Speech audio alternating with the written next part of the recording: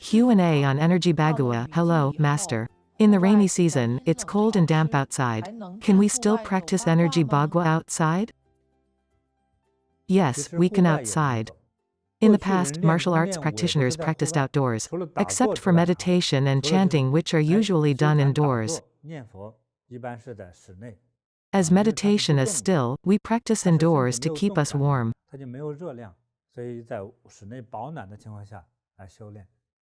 As for Energy Bagua, it's best to practice outdoors year-round. We practice during the 3 hottest and 3 coldest times in the summer and winter.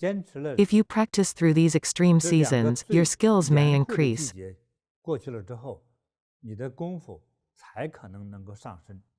Then, you may gain power. After you've practiced for 365 days, you may be healthy and live longer. According to my experience, if you keep practicing continuously for an entire year, your illness will reduce and your energy will increase. So I hope you can persist in practicing for a whole year through 4 seasons. Though it may be contradictory to our fated lifespan, we'll still become much healthier after 1 year of practice. I recommend practicing outdoors. But when we have a big warm room, people tend to practice inside.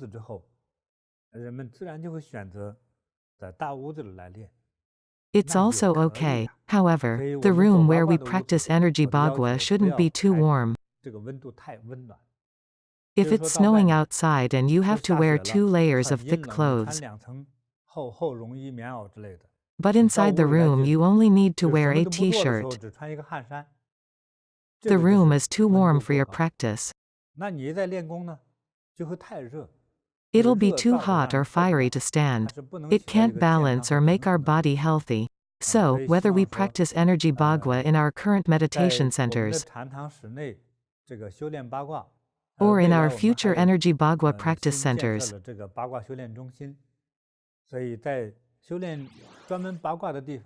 the temperature shouldn't be too high, but rather a bit cold. After a while, you'll feel hot. You can take off your thick clothes to practice. This is the proper temperature. I hope you can keep practicing for an entire year. Remember to practice through the 3 heats in the summer and 3 colds in the winter. Persist through the hottest and coldest days. You will become stronger. It's like tempering weapons. Iron is heated until red hot and then hammered.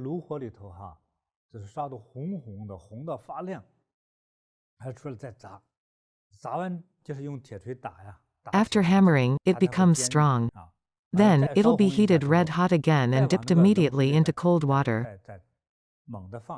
Quenching is the rapid heating and cooling process, which carburizes to make iron stronger. When iron isn't hard enough, after this carburization process, the iron hardens. Knives made this way will be sharp. These good knives are sold to different countries. Some people use them to cut cotton and rubber. They're really sharp. Because of this process of quenching steel, human bodies aren't made of steel, but it's the same concept. One needs to undergo extreme cold and heat in nature.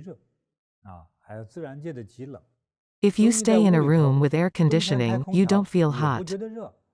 You'll use an air conditioner in the summer and a heater in the winter. The room is kept at the same average temperature all year round. You are always enjoying spring.